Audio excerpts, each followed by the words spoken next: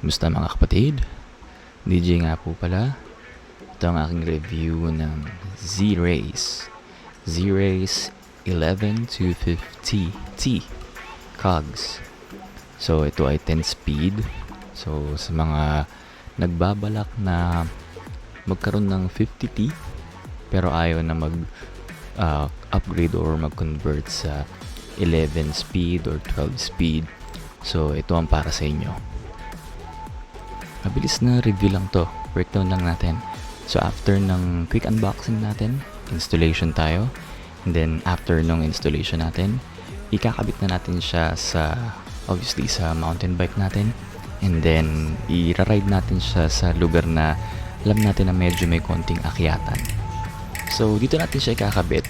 So ang wheelset ko, Novatec hubs, and then Weinman 32U na rims.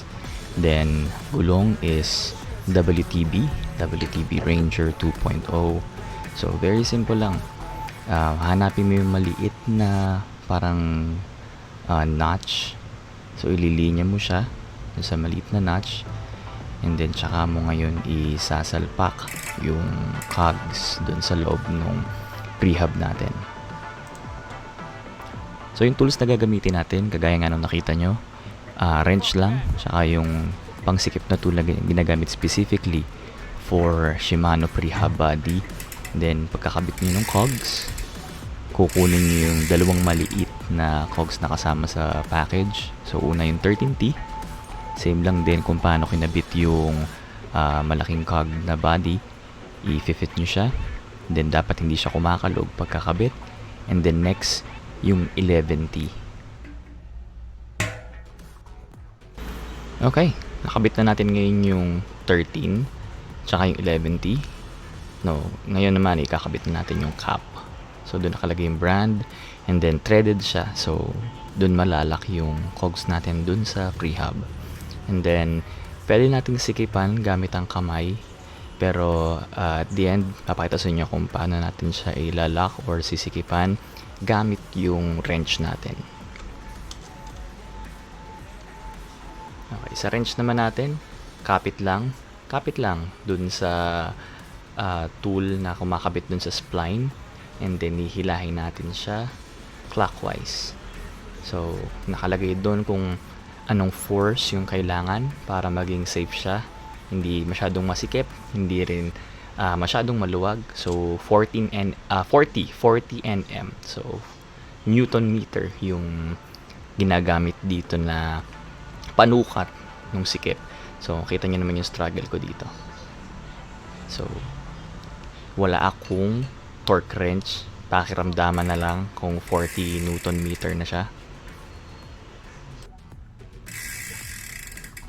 Okay, patapos natin siyang paikot-ikutin at inisin sa ingay ng hubs natin ng mga kapitbahay, pwede natin ikabit yung skewers.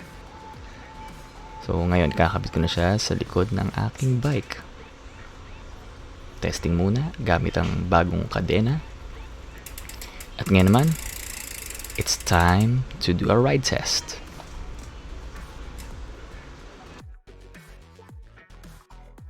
Pagpasensya nyo na yung camera angle. Mag-isa lang ako nung nag-shoot nito. So gamit ko lang yung aking tripod. So nag-start muna ako sa pag-akyat ko gamit yung 50T. And then tinesting ko muna kung smooth ba siya sa uphill. And then after naman nun, bumalik ulit ako sa baba. Umakyat naman ako gamit yung gitna lang na chainring. Tinesting ko lang kung smooth ba siya padyakan. So far, okay naman siyang padyakan. Wala namang kumakabyos, wala namang sumasala. Okay naman so far.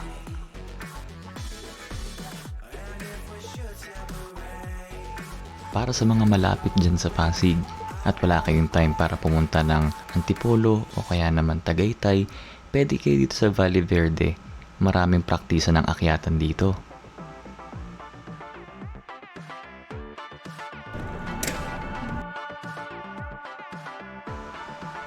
Okay, mag-start muna tayo ngayon sa pros nitong Zrace cogs na ito. Number 1, affordability.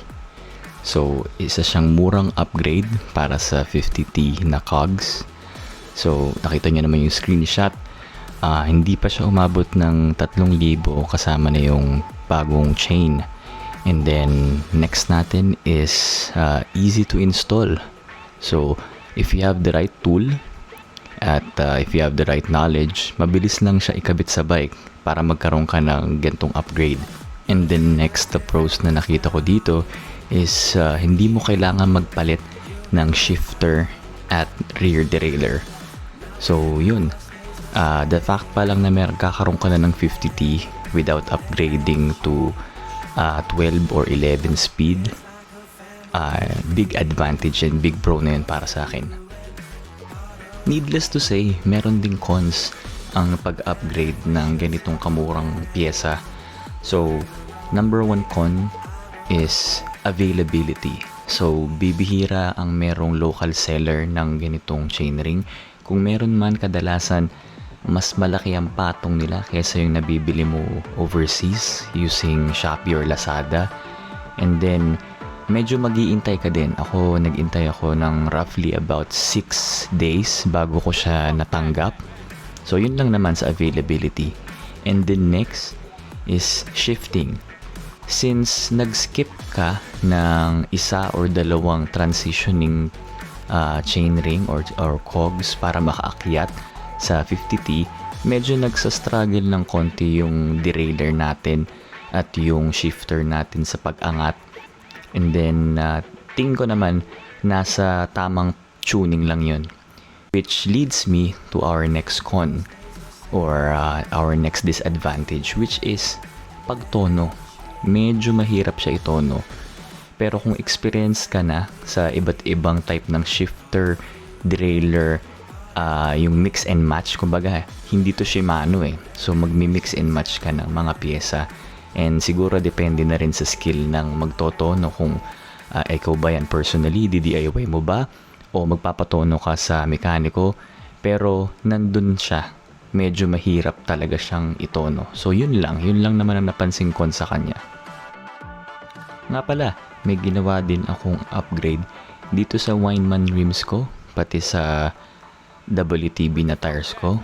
So, ginawa ko siyang tubeless gamit ang very affordable na sealant from Sagmit. So, duct tape lang to sealant from Sagmit. Hopefully, makagawa ko ng video tungkol dito in the future. And this concludes our unboxing / installation / review of the Zrace cogs. Sana nagustuhan nyo, and please consider liking this video, subscribing, and be updated as well sa mga new uploads natin regarding dito sa mga ganitong bike matters. So might it be mga future rides, mga upgrades, mga installation, everything that includes bicycles. Again, this is DJ. Ingat tayo mga kapatid, ride safely.